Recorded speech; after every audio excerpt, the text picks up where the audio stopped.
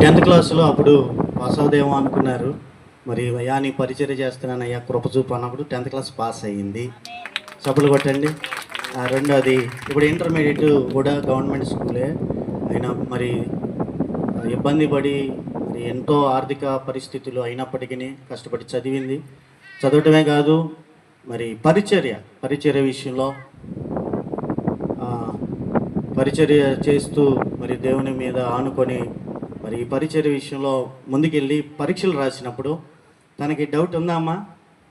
ఉంది, కానీ దేవుడు పాస్ చేయించాడు. చప్పట్లు కొట్టండి.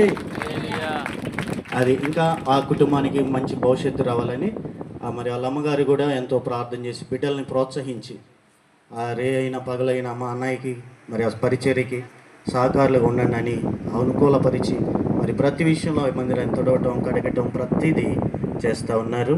మరి దేవుడు నమ్మదగిన వాడు. పరిచర్య ఇది దేవుడు ఏర్పరిచిన పరిచర్య. ఇందులో దేవుని చిత్తం లేకపోతే చేయి వేసిన ప్రతి ఒక్కరిని దేవుడు దీవిస్తాడు. ఆమె ప్రార్థన. మహాపరిశుద్ధ